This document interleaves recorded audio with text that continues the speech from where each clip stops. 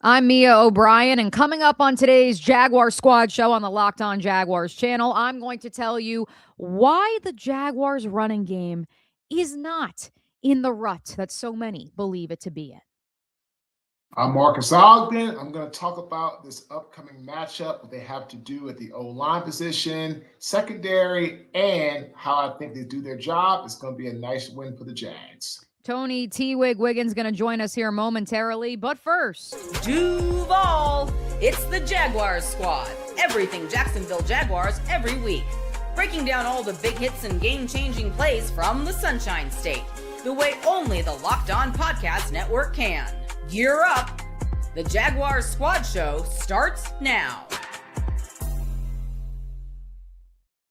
thanks for hanging out with us for a Wednesday afternoon edition of the Jaguar Squad Show on the Locked On Podcast Network. Mia O'Brien, Marques Ogden, Wigg going to join us here momentarily, making his way home. Before we get any further, want to remind you, today's episode brought to you by FanDuel. Right now, new customers can bet just $5, and if your bet wins, you'll get $300 in bonus bets to use across the app. Before we dive into the Jaguars Week 15 showdown, I don't know if we want to call it a showdown, Marques. We'll get into the nitty-gritty of that with the New York Jets on Sunday at Everbank Stadium. Let's first look back at the Jaguars' victory over the Indianapolis Colts this past Sunday. Final score, Jags 36, Colts 19. In reflecting and watching back that game, for you, what was most impressive about the Jaguars' victory and perhaps can be carried over to these last 4 games of the regular season?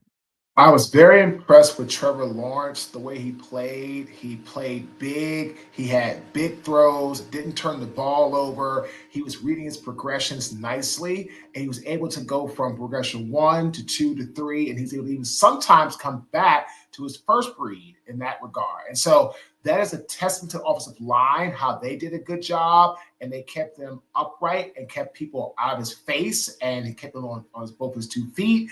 I tell people, if Trevor Lawrence continues to thrive the way he's doing, the Jaguars are a very potent team heading into the postseason. Again, I'm going to go out on a limb. I think they're going to smoke the Jets. We'll talk about it in a minute.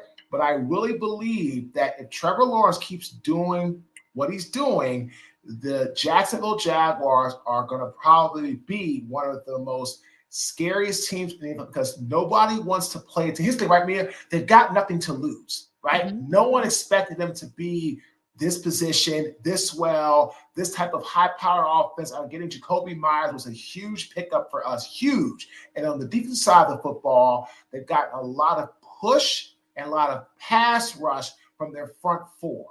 And that's been something that they really didn't expect a lot of as well. They were hoping, they didn't know that was going to come to fruition. Now that it is, now you're talking about a very powerful, they can throw the football, they can run the football, and can play big-time, prime-time defense. Let's get to that run the ball point, though, Marques, because I've had more than one person here in Jacksonville comment to me that they have questions about the Jaguars' run game because it hasn't been performing at the clip we saw the first 4 to 5 weeks of the season. Part of that, I believe, is because defenses are keying in on, hey, the Jaguars are pretty darn good at running the football, and we should probably address that. Additionally, I think Brenton Strange's both absence in the lineup as well as re-entry into the mix, I think has maybe created certainly when he was out, it created a disadvantage for the Jaguars. If you go back and you watch those first 4 weeks of the regular season, he is consistently, in addition to Johnny Munt, who was a healthy scratch this past weekend, and Hunter Long, consistently involved with giving help, especially along that right side of the offensive line in chipping and providing that assistance to Anton Harrison and Patrick McCarry. As we've documented on this program before, the Jaguars have had a greater success rate running the football off the left side of the offensive line. And perhaps teams are keying in on that, maybe because we've been talking about it on the Locked On Jaguar Squad Show. I don't know, Marques, just throwing it out there. I know We're not alone. I know we're not alone in talking about it, though. And so, yes, it hasn't been performing at the clip that they wanted it to. Liam Cohen was very forthright after the victory in Nashville that he knew the run game was not what they wanted it to be against the Titans, even in a runaway victory. They also noted that was against Jeffrey Simmons and T'Vondre Sweat. Not that that's an excuse, but that, as Liam Cohen eloquently stated afterwards, that was not a defensive front of a one-win football team. Now, the Indianapolis Colts, like we talked about on Sunday's postgame show, not really creative in their pass rush attack. Like, there were no stunts, there were no games. They kind of rushed for, maybe sent a blitz here and there, but it was not as exotic a look as the Jaguars were anticipating. So it allowed them to run the ball, yes, but again, not for the explosive numbers that perhaps they were expecting. Let's take a look at said numbers. Travis Etienne, 20 carries for 74 yards, but that included a 28-yard carry for a score. And so when you subtract that, quick math here, Marcus, that means that just 46 yards on 19 carries. That's not exactly that same number. And again, it shows a commitment to running the football, which I think is important to establish play action, which is where Trevor Lawrence, Jacoby Myers, and friends have had such success. But I do agree with this notion that it's not performing at the clip it once was. But if it is freeing up Trevor Lawrence, then it is a good thing moving forward that they just, even if they're only getting a yard or two per carry, you do that so that then you have that 28-yard run that suddenly appears in the second half in a stat book. That's exactly what running the football is designed to do. Running the football is designed to ground and pound, get a yard, 2 yards, 3 yards, 4 yards if you're lucky, back to 2 yards, back to 3 yards. And then the second half, look for that explosive 28-yard touchdown run, 40-yard touchdown run. You just have to keep at it. But again, if teams are really worried about the Jaguars running the football, which Travis Etienne has had a nice job in early season, they were doing great. What do teams do? When a team isn't showing they're having a really good run offense, teams are going to what? Stack the box, be a little bit more aggressive, bring their linebackers up, bring the secondary up, cheat down the safeties. And when you have 8 men in the box, sometimes even 9 on occasion here or there, it is very hard to run the football, especially when you lose very good, very strong blocking tight ends. So again, ladies and gentlemen, what is the running game designed to do? It's designed to take pressure off your quarterback. That's what the running game is designed to do. So at the end of the day, the Jaguars have done a phenomenal job at just continuing to ground and pound. Also running the football eats time off the clock, where the other team doesn't have the football in their hands to try to what? Throw a touchdown, score points. So it's a strategic move at the same time. Do you want to have 5-6 yards to carry? Of course we do. That'd be amazing. But in reality, if they're having 2-3 yards to carry and they're consistently keeping things in motion and they're keeping their defense off the field and keeping the other team's offense off the field, we're all winning. Of course, this is an interactive program, Marcus, and so we encourage you guys, if you are watching live right now on the Locked On Jaguars YouTube channel, leave a comment, say hello. We appreciate you guys hanging out with us. One of those commenters will briefly address Hef's comment before we get to what was most impressive to me in the victory over the Colts this past weekend. Hef says the Jets are going to run some exotic games with their second and third level blitzes, one of the few things that I noticed this week. And so again, in terms of what will that mean for the run game this weekend, I think that, quite frankly, the Jets know that the Jags want to run the football, and the Jags, not to give a little hint at what was most impressive to me against the Colts, the Jags know that the Jets want to run the football, but obviously the Jags have been pretty good at stopping the run too. Yeah, the Jaguars have done a phenomenal job at controlling the line of scrimmage and two-gapping and not letting the offensive linemen get up to the second level and get on to Lloyd and the other linebackers and other people in the secondary, which is why the linebackers are having 100 tackle seasons, being all over the field, running sideline to sideline. So, yes, the Jets have a much more aggressive style of defense than some teams in the National Football League because Victor Glenn was a defensive back. So he's more defense than he is offense. But the Jets also struggle to score points. They are just, they just don't do a good job scoring points. So if I'm the Jaguars, I'm going to continue to run the football, but also I know that the Jets don't have a lot in the secondary. I'm going for some big plays. I'm going for some big stretch plays. I'm going to go and take advantage of the situation. I'm going to try to get Jacoby Myers or, Brian Thomas, or I'm going to try to get, all these people, if Parker Washington's back, get those guys going deep, vertical, and stretch the field and go for it. That's what I would do. Before we welcome the third member of our squad show in, as Wigg is getting all set and ready to go, I will just tell you the most impressive part of the Jaguars' victory over the Colts for me on my side of things. If we're going to mince the numbers of Travis Etienne, I will tell you that if you take out Jonathan Taylor's 14-yard run, his longest of the day, he had 20 carries for 60 yards. That is a 3-yard per carry average, which when you consider he's the NFL's leading rusher, that's a pretty darn good day at the office for that Jaguars run defense. That Wigg, as we welcome you into the program, Wigg, safe to say, I don't think I'm breaking any news when I say that the Jets, much like the Colts last week, are going to want to run the football, especially if undrafted free agent rookie quarterback Brady Cook is to get his first career start at Everbank Stadium. Yeah, it's appropriate that you brought me on and you mentioned 3 yards of carry. Speaking of 3 yards of carry, here he is right here. That's all I am, man. 3 yards of carry. I ain't got much left, but I just did the crossover episode with John Butchko that's going to air tomorrow, and we were just talking about exactly what y'all were just talking about, and that is the Jets are obviously going to try to run the ball and limit possessions. And usually that's fine if you're the better team, because the likelihood that you're going to score more points if you're the Jaguars than another team, you give each one of them 5 possessions, they don't have firepower, we do. But I'm with Marcus. Score points and see if they can catch it, because I know they can't. So just be aggressive and get after it, but you can't fall asleep on them on defense and allow this game to be played on their terrain. And I don't mean their terrain as far as the field. I mean their terrain as far as how and where they want to play it in that phone booth and without explosives. Just think of all the things they don't have. They don't want you to have yours either, okay? Whatever they're missing, they want to make sure you don't have, because they're going to come in and they realize we can't match them firepower to firepower. We can't match them at quarterback. We can't match them in talent. Their biggest thing is, their biggest flex is their special teams. Let's make them punt. That's what we do. If you make them punt and we punt, guess what? The more punts there are, the better we're going to be, because as a team, the Jets, and this is something that he told me today that had me rolling, they are on pace to have the greatest special teams in history statistically. In DVOA, that's correct. I couldn't believe it. I'm like, what are you talking about in history? You mean like recent history? He said, no, all time. And I'm thinking like, well, dang, we don't want that to happen. We don't want a bunch of punts to be swapped back and forth. It's me versus me, man. The Jaguars handle their business. We'll be going to Denver with 10 wins.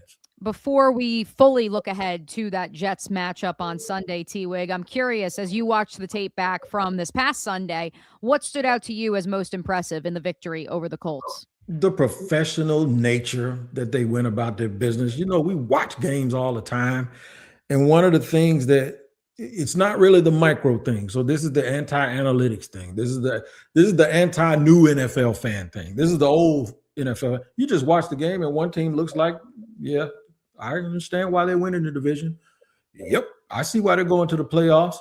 Yep, that's what they look like. Just so functional, just professional. If you drop me off of Mars, I'd say they win all the time, don't they, with the things that they're doing. The things that we say about the teams that win all the time, the Jaguars look like that team, and I almost forgot who I was watching. I've said that to multiple people, and we talked about it on Sunday's postgame show, which in case any of you guys missed it, you, of course, can go back and listen on demand wherever you get your podcasts or at the Locked On Jaguars YouTube channel. And Marcus, this workman-like approach is something that I also spoke with several players in the locker room about today. It just feels like, not that this is a ho-hum 4-game win streak for your Jacksonville Jaguars, but that it is something that they expect to be seeing each and every Sunday. And because there is an expectation to win, there's not a pressure to win. But at the same time, I don't feel this notion of they're playing with house money, or as Doug Peterson and company once said, on a magical carpet ride. It's really hard to kind of wrap your head around and put into words exactly what we're seeing in Duval County. What you're seeing is a team that has changed the entire culture of how they approach playing this game. They're treating it now like a top flight business. Like I said, that's what football is. I don't care how you look at it, how you slice it. The NFL is a business with pads, period. And what happens is when you get paid a check to do a job, you have to show up and give your best every single day. The Jaguars now are showing up, and they are exuding, as Tony said, professionalism, and they are expecting to win. They are not hoping or chasing or pursuing. They are attracting wins. I tell people all the time, when you're pursuing, right, you're chasing, you're trying. When you attract, it comes after you.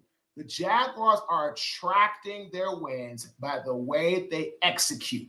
I tell people all the time, what are you going to do? How are you going to do it? And when you know what you need to do and how you're going to do it, and you do it tactically, that's when greatness happens. So the Jaguars now are attracting wins. They're no longer recruiting or trying to pursue or chase wins. And it's a huge difference, especially in the National Football League. In a previous iteration of this show, I don't think I'm breaking even more news. I think we would have had a laundry list of these are the things that need to be fixed in Jacksonville heading into a Week 15 matchup. Instead, coming up, we get to play a game. Jag up, jag down. Which players stock we're buying heading into this matchup with the Jets. Isn't it fun having meaningful football games in December? Stick around. More still to do here on the Jaguars Squad Show. Hello, everyone. I want to tell you about our friends over at Betterhelp. As the days get shorter and the nights come earlier, it can start to feel a little heavier, especially when life is already packed with work, family, and everything else. This season, it's so important to reach out and check in with friends, family, or even yourself. Just like checking in on a teammate or reconnecting with someone you haven't seen in a while can lift your spirits, reaching out for therapy can make a real difference too. BetterHelp makes the first step easier by connecting you with a licensed therapist online from wherever you are.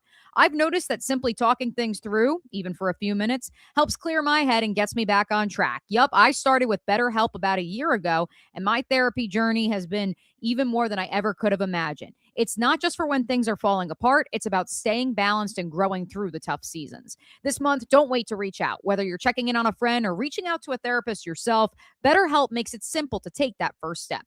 Listeners can get 10% off their first month at betterhelp.com/lockedon. That's BetterHelp, HELP.com/lockedon. Because taking that step towards support might just leave you wondering, why didn't I do this sooner?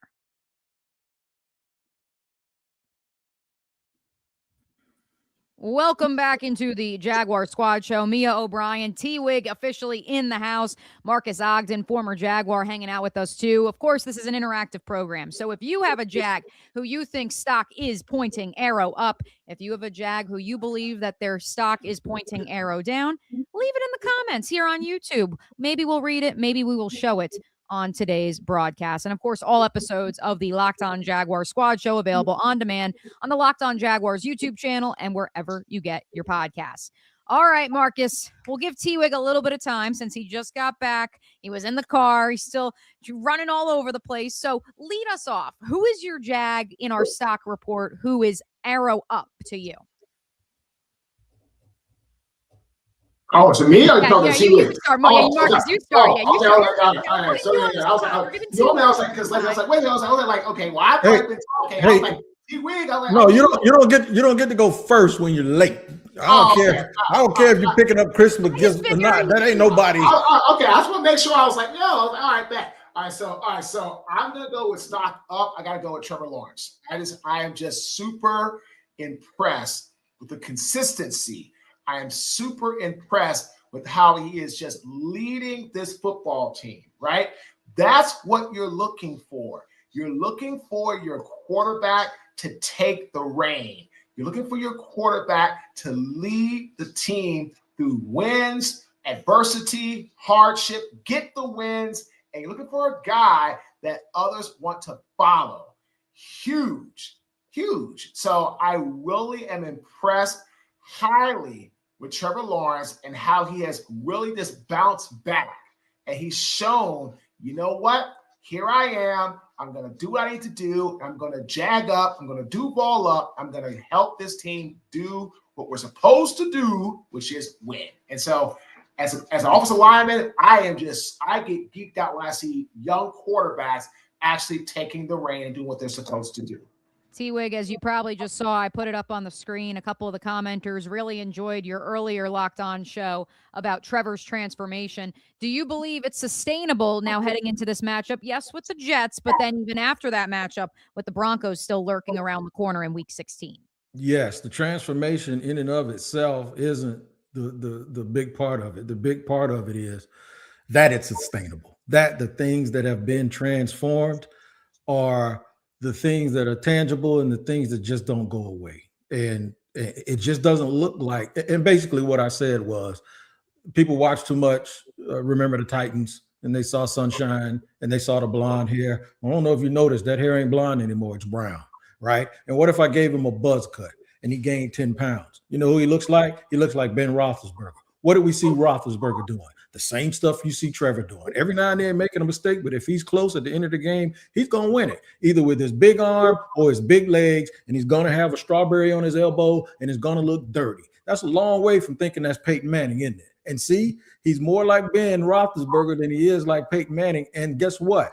The only people that ever thought that he was like Peyton Manning was Sunshine, as they call it, was fans and people calling him the prince that was promised and all of this stuff. And a lot of these arguments that we've had is because what he does doesn't look like that. But it's okay because what he does looks like that. And that has 2 Super Bowl rings in Ben Roethlisberger. And it's not apples to apples. But what I'm saying is that transformation is more than just a physical transformation. It's a psychological and mental transformation. And now, because he's doing the things, now we're not paying attention to what it was supposed to be. The things that he's doing now are so good, we're paying attention to what is. And that's where a lot of these arguments go away. I also think that the offense itself around Trevor Lawrence is not the offense that Liam Cohen set out to run when he first arrived in Jacksonville. His thought process was that Brian Thomas Jr. would be the next Justin Jefferson, that they could play through him just like the Cincinnati Bengals played through Jamar Chase. Obviously, they play through the arm of Joe Burrow, but as you saw, when it was not Joe Burrow under center, they still, they won a handful of games, I suppose, without Joe Burrow. But point being, they were competitive because they had that alpha wide receiver that could dictate the offense. They quickly realized that not that BTJ is not an alpha, but they recognize that his skill set is not that of either of those 2 other LSU wide receivers. And so in turn, they had to change philosophically what this offense looked like. And so I think that the ability to adapt and the ability of Trevor to go along with, hey, maybe this offense has to evolve as I am still trying to learn the principles of the offense, was always going to be a little bumpy. And there still are going to be bumps in the road. Are there not, Marcus? As much as he's your player who you say the stock is all the way up, at the same time, it's not like he's going to be some bull market that's just always constantly heading towards the sun. There'll be some dips here and there. Oh, yeah. That's any athlete. If you play this game long enough, you will get beat. You will make mistakes. You will throw interceptions. You will fumble the football. You will turn it over.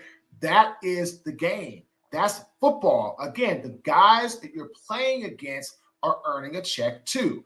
The key is to have a short memory. I think that's one of the things now I'm seeing with the Jaguars, the entire team. If a mistake is made, no heads go down. So like if you watch the Jets, right? If a mistake gets made, their head goes down. They start worrying. They start panicking. And honestly, I watched the Baltimore game this weekend. Again, that's what happened against Pittsburgh. That touchdown got called back, which was a crap call. The entire offenses and the entire team's head just went down. And I'm like, oh, boys, it's not good. And they lost. And so with the Jaguars, I'm not seeing that. If I see something happen, not go their way, they're not putting their head down. They're not whining. They're not complaining. They're saying, okay. People said, we'll get it back, offense. Okay, man, great job. Got the ball back. We'll score this time, defense. And that's what it takes. If you have to have a short memory in football. Otherwise, you won't make it. As Duval TV says, you honestly could list a lot of players, T-Wig, for the stock arrow being up. But I'm curious, who are you selecting in this week's stock report on the Jaguar Squad Show? Yeah, I'm going to select Brian Thomas Jr. And the reason why is because even though Mia, you just said we had to kind of retool and rethink our thought process as to what that was, because he had such a mercurial, I think that's the word, rookie year where the stats were out of this world and he did things that they were talking about rookie seasons. They was posting him and Randy Moss next to each other. I was sitting there like, hey, wait a minute, hold on, man. But here's the deal. The deal is we talked about what it would be like for guys. I think I asked Liam the question one day about what about those injured guys over there that are hurt and they're seeing the team have success. And he said, yep, I'm sure they're chomping at the bit to want to play. And I'm paraphrasing. He said, they come back and help us if they can. If they won't, we just keep. And when he gave me the answer, I'm just thinking number seven. So sitting and watching it, knowing that a guy like Jacoby Myers, who's been here for 6 hours, is catching balls all over the place. A guy that you're way more talented physically than he is, and a lot of people get put in a chokehold when you talk about physical talent. You're starting to see it now. And so he saw it, like, hey, if he can do that, why can't I do it? I'm Brian Thomas Jr. I'm a fringe 5-star recruit who caught all these balls in the SEC, who had 1,000 yards as a rookie. You know what? That's when your pride comes in. What you made of? Did they draft the right person? Are you a football player, Jesse, or you going to run? And to piggyback off something that Marques said, you notice that they don't hang their head anymore and their body language isn't wrong. Mm-hmm. Guess what else happens less frequently? Or the drops. The variance between those periods where they got things going the wrong way, it shortens. It's like just because things went off the rails, you don't have to let it keep being that way for the next quarter and a half. Fix it in the next play. That's what they're doing. When you stop having pity for yourself, and it even goes to the fans. When this bothers you, hit him in the chest, and Trevor going, So the fans on both sides, don't yell at him like that. And then the other fans are like, see, we told you he stunk. No, that's football. People yell at each other. What are we doing? So now that they're winning, if that happened right now, guess what people were saying? They'd be saying, oh, they're good. They're just talking. They're good. Because the pity is gone away. The protecting people's feelings is gone away. Ain't nobody worried about that. These dudes are worried about winning. And that's what the most important thing is. I mean, Travis Etienne told us in the locker room today, T-Wig. He's like, I don't even want to talk about the postseason. I'm talking about the Jets. See? And that is something, and I tried to get him to bite, and we talked a little bit off camera too about it. Like, that is something that the 2023 team, it bit them in the butt. 2022, again, they were playing with house money. It was just all new and magical. As Travis said too, a lot of the guys in that locker room weren't there in 22 or 23. So they can also fall back on that this is a new experience for many of them. But for the guys who were there, when they were 6-2, and there was this talk of, are they reading their press clippings or not? I would have to think that as much as they say, no, we're focused on the Jets, it is because in the back of their mind, they're saying we can't fall into that trap where we got ahead of our skis 2 years ago, and we cannot let that happen with this new culture that we have built. Let's hit a couple of comments for Jack stock up, and then we will get to Jag stock down, as well as my pick for stock up. The one King David would like to give a shout out to Dennis Gardick, the Sam linebacker, who of course has been lining up at the wide 9 along the defensive front for your Jaguars of late. Dr. Caring Health says Greg Newsome stock is up after his first interception as a member of the Jacksonville Jaguars. Mm-hmm. Solo says Tim Patrick, who of course had 2 very much highlight reel catches against the Indianapolis Colts in that victory on Sunday. I'm going to throw another one at you guys, though, and this name was also thrown out by King David. BJ Green, yes, but JP Acosta of CBS Sports put together a nice little chart for us from True Media Sports, which may or may not be owned by Jaguars co-owner Tony Khan, but that's a story for another time, of the top rookie pass rushers based on pressure rate, minimum of 40 pass rush snaps apiece. Have either of you seen this chart yet? No. Nope. Okay, so these are the top rookie pass rushers in the National Football League. What if I told you that the Jaguars' 2 undrafted free agent rookie edge rushers not only are both in the top 20, but they are ahead of names like, wait for it, Cleveland's Mason Graham, San Francisco's Michael Williams. I know he's hurt. He's not playing the rest of the year. Sure. Nick Scourton, a 2nd-round pick for the Carolina Panthers. Oh, and Danny Strigow is ahead of Walter Nolan, who I know also missed time, but still was a highly touted prospect coming through the NFL draft process last year out of Texas A&M. Of course, was the number 1 overall high school recruit when he first got into college. And I know he finished at Ole Miss too. Sorry, I was like, did he start at Ole Miss, started at A&M? Point being, you got Danny Strigow with a 10.8% pressure rate. That's 10.8%. The number 1 rookie edge rusher is James Pierce with 14.3%. Obviously, he's played a lot more snaps than Danny. He's played 415 compared to just 115 for the former Minnesota Golden Gopher. BJ Green checks in at number 17 with a 9.3% pressure rate. And again, limited snaps for both those guys. But the stock arrow clearly pointing up for both of them, especially when you consider Emmanuel Ogbah, once again, a healthy scratch in favor of those 2 rookies. Yeah, Marcus, can I go with this one? Of course, yes. I tell you what, I was at the Senior Bowl when Danny Strickhouse showed up on like 2 hours notice, dude. So you know what I'm saying? That it's stuff like that. See, that's what intangibly rich is. See, he had no notice, and then he gets there. He's probably he could have been sulking that he wasn't invited. But what did he do? He got on a plane, showed up, two flights from Minneapolis to Mobile. Yeah, put his helmet on and got it done. So the thing is those are the things that we're looking for. Short term, you now have help. Long term, well, medium term, you ain't gonna hear people saying we need to go and get an edge rusher now. No, you got two guys. You're gonna have two guys making a bunch of money as soon as they pay Trayvon, and then you got two guys that's gonna be here for the next 2 years making not a whole lot of money and all. And then who knows what's going on with Josh at the time. So you now see a plan of succession also, and you get production while you're only paying those two guys, and it doesn't hurt the amount of money that you're putting into that room. Like if they signed Jacoby Myers to a $20 million deal, they can do it because Travis Hunter and Brian Thomas Jr. on rookie deals. So you allot the money to the room, and it doesn't affect production.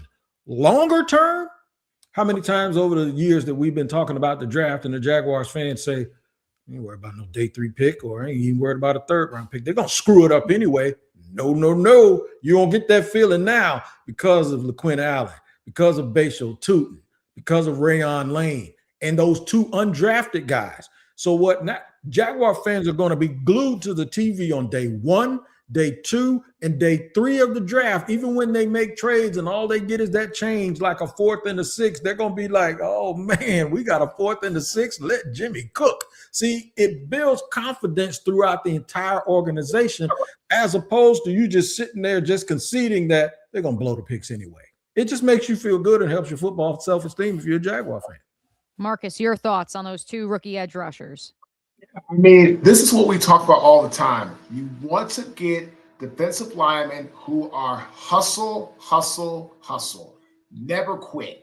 That's exactly what you look for. Because pass rush, yes, there's a lot of skill involved, get off, hands, angles, timing, swipes. I could talk for this for days. But the number one thing that makes a great pass rusher is your motor. I don't care. Look at guys like Dwight Freeney, right? Robert Mathis. All the greats had motors that never shut off. The only way you would stop guys like that is to block them and then fall on top of them and lay on them. Now you can't do that. They'll call that holding today. But that's what you look for. So, and again, motor and heart, you can't coach.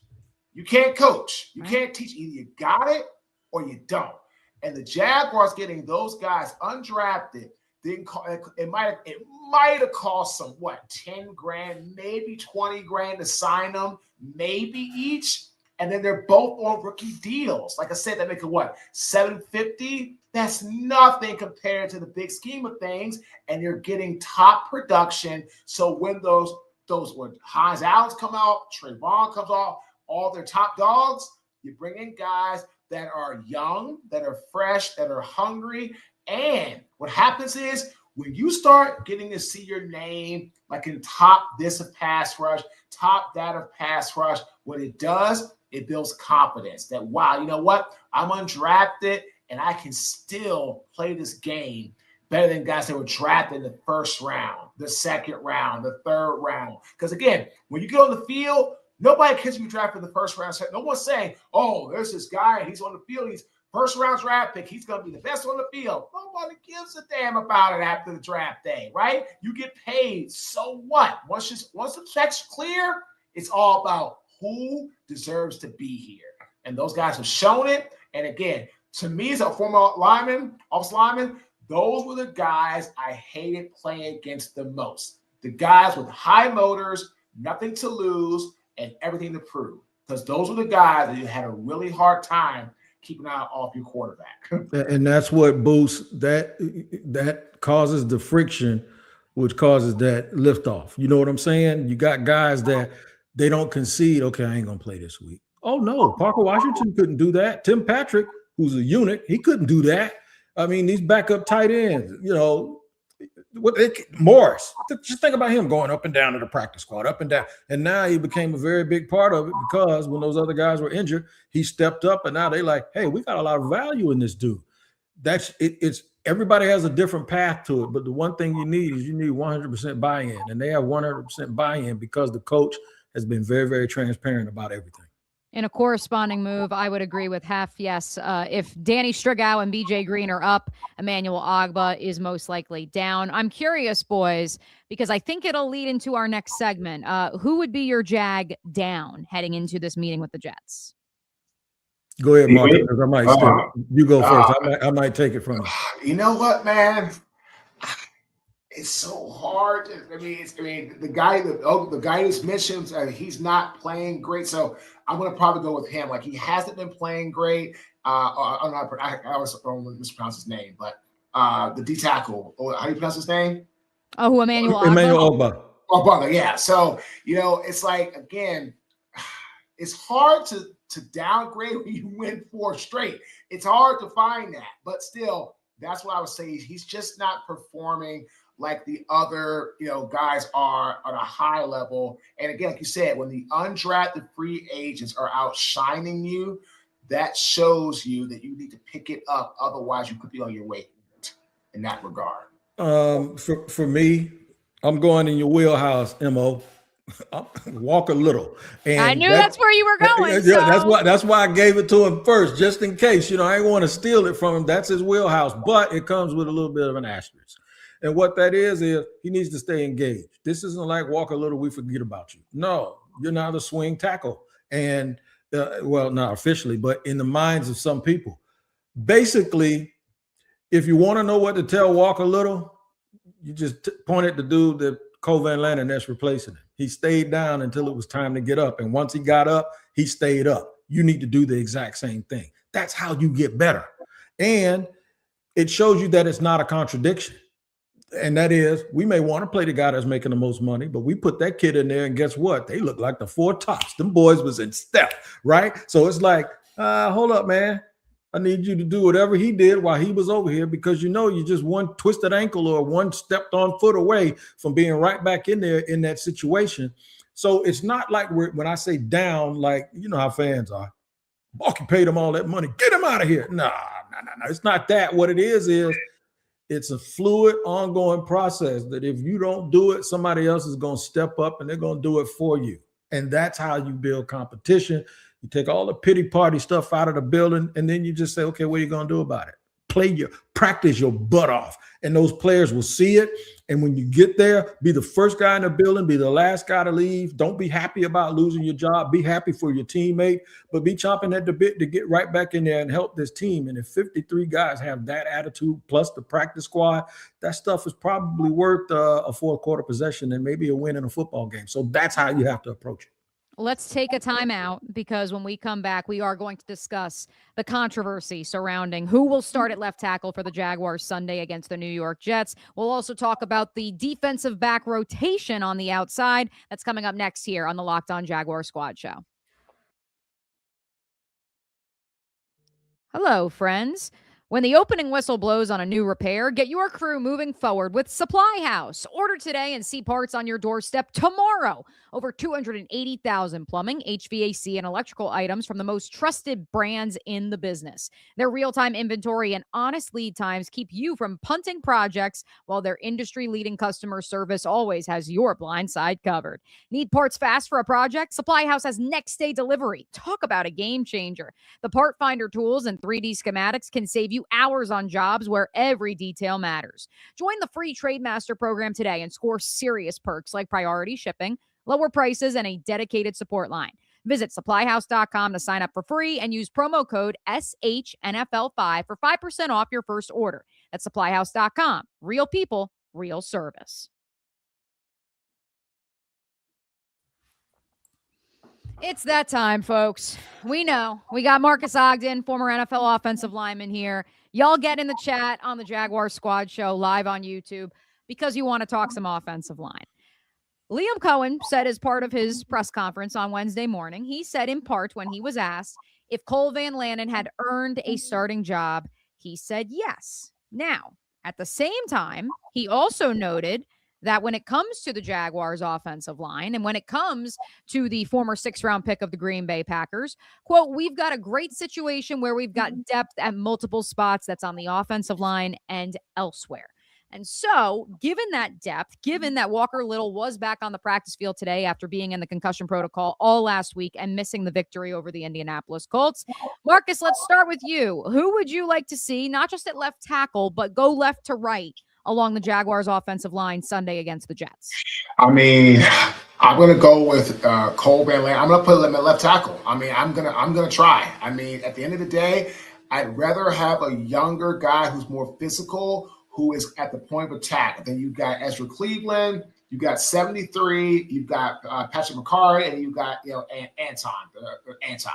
That's who I go with. I mean, honestly, I always told my kids when I coach, if you are aggressive and get beat, I can live with it, right? I can't live with you getting pushed around, getting bull rushed, getting pushed like you're not even there. That I can't do because, again, I can coach a little more patience. I can coach you to time your punch. I can coach you how to stretch a pocket. I can do all that. But I can't coach you how to just have a dog-like mentality to sit on a bull, to stand strong, be stout, keep a good firm base, and not get pushed back. That I can't teach. Because I say, hey man, sit down on the bull. If you don't want to have the nasty to say, and it's like sit down, like jerk the guy and bring him into you like this, and it's hunker down, I can't coach that. So I'd rather have a guy that I know maybe not as footwork gifted, but has a lot more of a dog-like attitude, can use his body to eat up space. And what I saw, again, there was some ups and downs, absolutely. But I saw a lot more promise in Cole Van Landen at the left tackle. That was just what I saw this past weekend. So a couple things, T-Wig, before I'm very excited to hear your rebuttal. Number one, as we detailed on Sunday's postgame show, the Colts kept it pretty vanilla comparatively to maybe what Liam Cohen and friends thought. No real stunts, no real games, not a lot of switching. You also saw the Jaguars try to run off the right side of the offensive line a bit more than they previously had been, and they weren't having a ton of success running off the right side. Anton Harrison gave up a team-leading 3 pressures, and so this notion, which is currently being debated in the YouTube chat live as we speak, this notion of, well, you'll just sign Cole Van Landen to an extension, not put him at left tackle, like Marques said. You put him at right tackle, you move Anton Harrison to left tackle, when in fact, Anton Harrison, since coming back from the injury, has also had his fair share of moments where maybe there's a question mark. And as the boys are currently discussing in the chat that there may be better prospects in the NFL draft, according to Hef, than what Anton Harrison is giving you right now. I'm not saying to bench Anton, but what I am telling you is Walker Little right now grades out as a top. If you take out the Texans game, which I know is tough to do, and the Texans are also in a playoff race.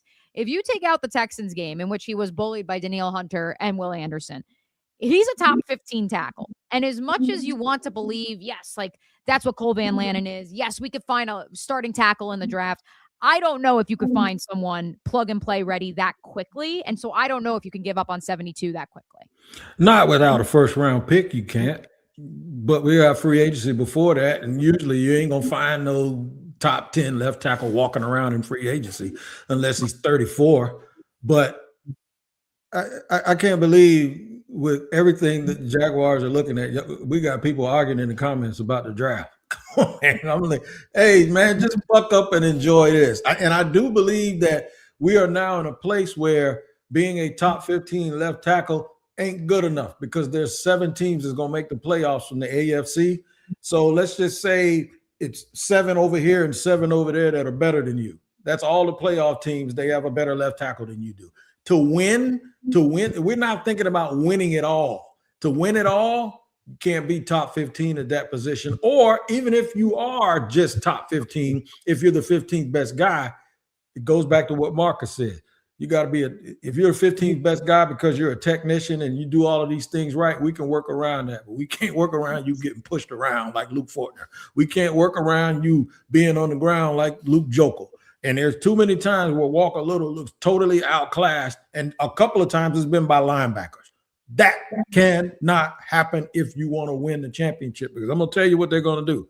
They're going to go in there and put a 72 up with a bullseye around it and say, there's our path to victory right there, because Trevor wants to throw the ball and you can whoop him. Daniil Hunter will do that to a lot of people. Will Anderson will do that to a lot of people. But what you want is a stalemate. When you play against a great player, you want to be able to hold your own every now and then. You don't want your coach to have to totally build his game plan around that by leaving an extra receiver in and blocking and playing LaQuint Allen more than you want to, because he's a better pass protector than anybody else. And that's not to say anything about LaQuint Allen, but it's just that you don't want other people dictating how you move. You want to dictate everything when it comes to being in the playoffs.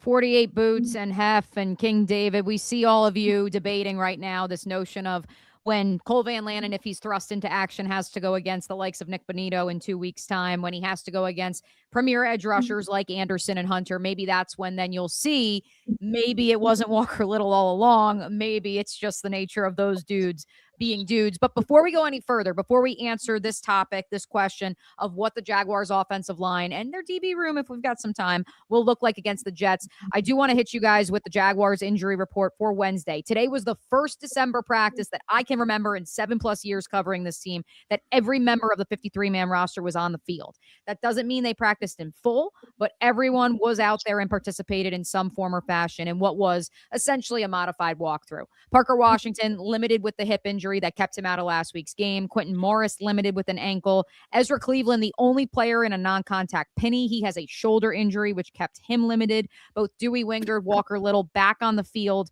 with that concussion in the concussion protocol still, but in the final phase of said concussion protocol. BJ Green, who we talked about, was limited with the knee injury he suffered on Sunday against the Colts. And Trevor Lawrence listed as limited with an ankle. Relax, everybody.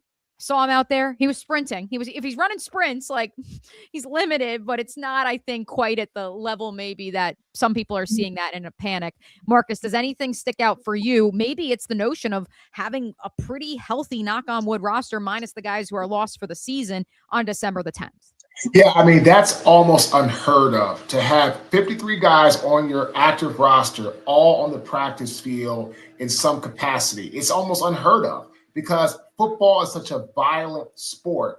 You're normally going to have guys that are banged up, not on the field, on the sideline, all this type of stuff. And to have have everybody out there, some guys non-contact, limited practice. I get all that. But the fact they're out there and they're working through their bumps and bruises and nicks and aches and pains in December, that's the type of team. Like, who are the teams that usually win in the NFL? The healthiest teams are the ones that win. You can pull everybody onto the field and get things done. So I'm very impressed, and I'm very excited about heading into the rest of the regular season with a very healthy, intact football team. T-Wig, how about you? Both offensive line up what you think it'll look like Sunday, but also hearing that the Jaguars pretty darn healthy. I'm going with the same one that Marcus is going with, Van Lannon. And there's nothing to argue about.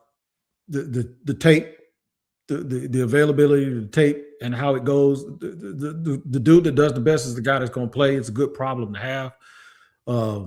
Walker Little's the top 15 tackle, and he's your swing tackle. That means you're pretty good on the offensive line. We've been talking about Anton Harrison for 3 years going to left tackle, and nobody's put him over there. So at this point, I think they're going to leave him where he is. But, yeah, Robert Hainsey in the middle, Pat McCary. And then, you know what, I'm going to give a little bit of a salute to Wyatt Milam, too, because he's been pushed into action, and he hasn't embarrassed himself, and he's a rookie. So he was a left tackle in college, and I think he's been at left guard, right guard, and the kid goes in. And one thing about it is, if he ain't ready, you'll always be able to tell. I haven't been able to tell that he's a rookie. So that's a really, really good thing that I'm looking forward to. At the end of the day, it's nothing to argue about. The Jaguars have 7, 8, if you include Edoga, 8 guys that they've rolled out there, and it goes what Shane Starrett told us, Amia. He says, This is the first time I can go out there and just he told us he had 10 guys, remember, that he was comfortable with. 10 that he was comfortable, and that's unheard of in the NFL. And that was before Fred Johnson got dealt away because they figured out quickly that both Wyatt Milam and Jonah Monheim, they were comfortable with those two rookies. Robert just sent this one in. I peeped Milam being used as the jumbo lineman when it used to be Adoga or Cole Van Lanen, depending on where he was starting. This staff is always tweaking lineups. Morris over Munt, for example, too. Dickerson over Austin Johnson. And to that, I would also say, Robert, that this is a front office and a regime that is not trying to win press clippings and trying to validate moves they made in the offseason. They are just simply putting the best 11 out there, whoever it is that given week, which is a massive development compared to perhaps some of the stubbornness that we saw over the last few years. Real quick, because I am curious, I asked Greg Newsome about this in the locker room today, and he said he enjoys it, even though it's a little unorthodox, although they did do it in Cleveland when he was with the Browns in 2023, and that netted a playoff berth. The idea of the Jaguars rotating their defensive backs, they obviously have inside-outside versatility with a couple of guys, Jarian Jones, Jordan Lewis, most notably. They've rotated that three of Buster Brown, Newsome, and Jones in order to get all three on the field, with Jones also spelling Jordan Lewis coming inside into the slot. But now, with Antonio Johnson, with Eric Murray back and Dewey Winger potentially back this weekend, with Antonio Johnson now in dime packages being that third box safety, I'm curious what this will mean long-term for this rotation. I appreciate Anthony Campanelli's steadfastness to try to get all of his players on the field. Again, remember that part about get the best 11 on the field, regardless of what position they're listed at on the roster. But what do you think, T-Wig, when it comes to the sustainability of this type of model? I like it. I think it's fluid. I think it keeps everybody on their toes. I don't think these dudes have to have that kind of motivation. But it's nice that it's built in that everybody always has to stay engaged and everybody has to stay involved. And you never know when your number is going to be called and that you have value, even if you only give us 10 snaps. Those 10 snaps are super, super important for the big picture. So it's letting guys know you may not be the star. You may not be the guy that we depend on all the time. But when we call your number, we're going to need you, and that every single body on that team matters, even the practice squad players. Trammell was on the practice squad, right? We were worried about punt return. Once they realized Parker wasn't a go, guess who got the opportunity to play in the game? You have to stay ready. You don't have time to get ready. You have to stay ready.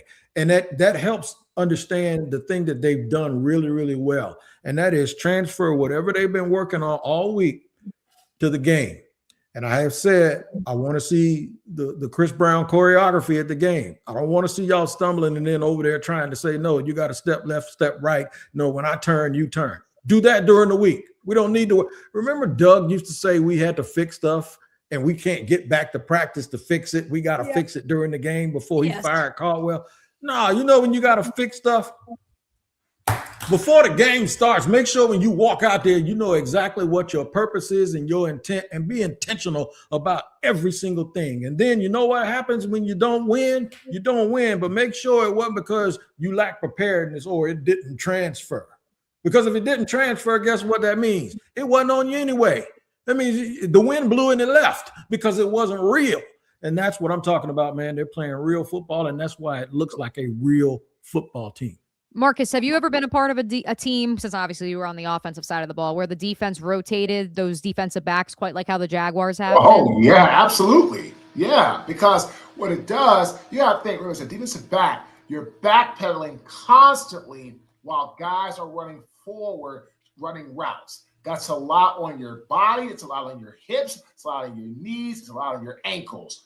And what you want is you want to keep guys fresh, rotate, and also you want to give guys on the offense, you want to get the guys that you're playing against different looks, bigger guys, more physical, faster, play the ball better, ball hawk more, tackle better, tackle harder, more aggressive. This way, the receivers don't get comfortable saying, oh, the same guy all the time. It's going to be the same thing all the time. I know how to beat him. When you keep rotating people and you keep changing the looks of who they're going against, it only makes the offensive players have to work that much harder. From our friend Duval TV, the Jets gave up so many rushing yards last week, almost 300 on the ground to Miami, and 3 rushing touchdowns. And quite frankly, Duval TV, if Devon Achane hadn't gotten hurt, probably would have been even more than that. We will discuss the Jaguars' keys to victory going up against the New York Football Jets this weekend when we return here on the Jaguars Squad Show. Hey, gang, the NBA is back, and there's no better place to get in on the action than FanDuel, the official sports betting partner of the NBA.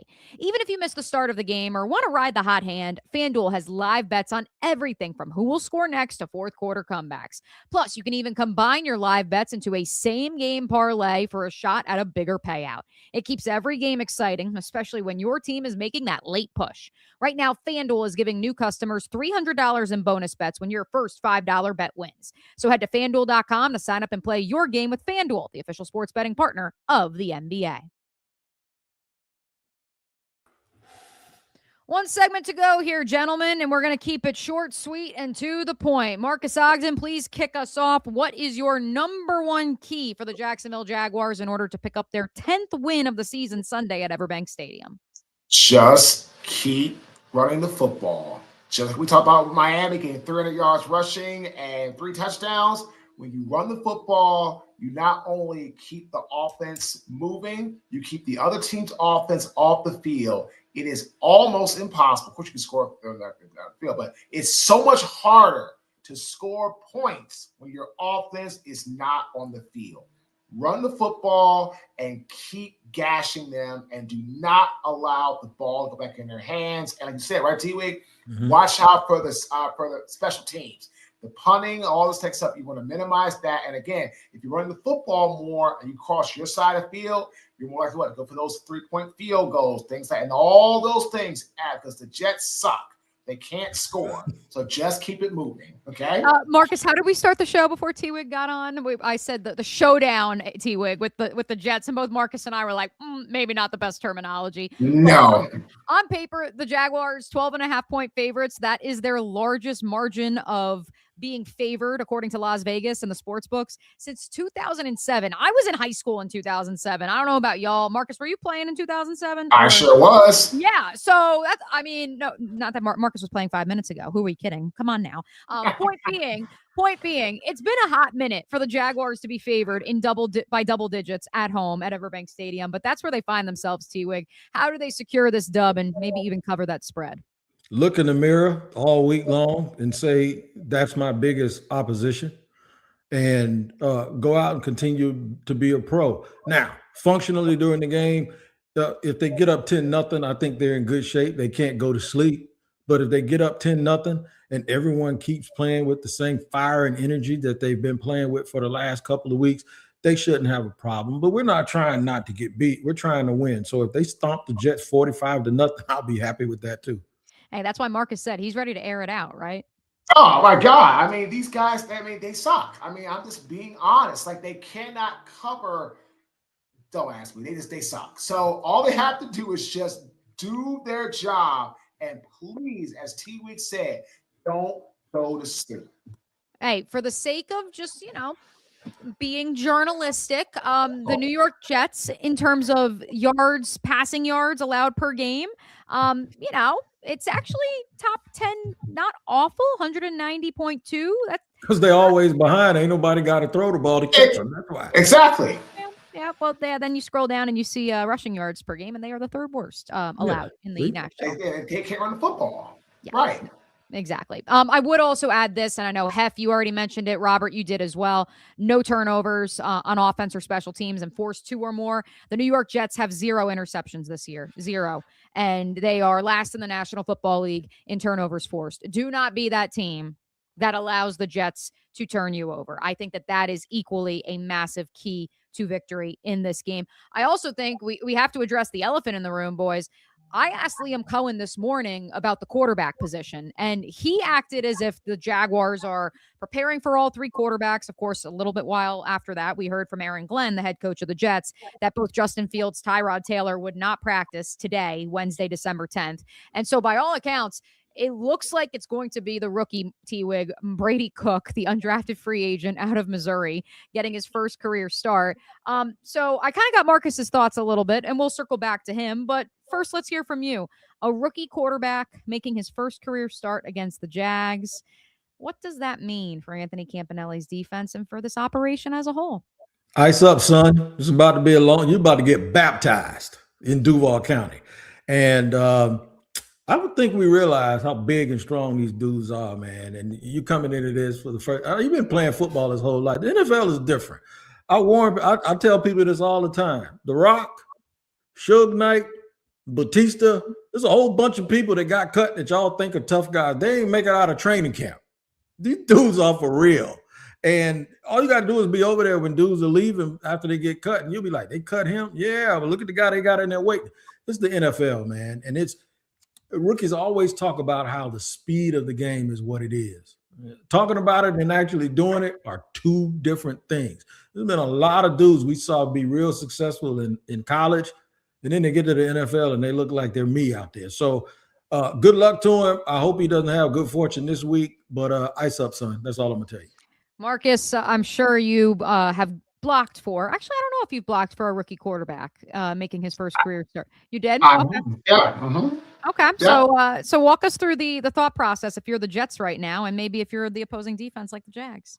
The Jets are it is not going to be a pretty day for them. When you have a rookie quarterback, and here's the problem too.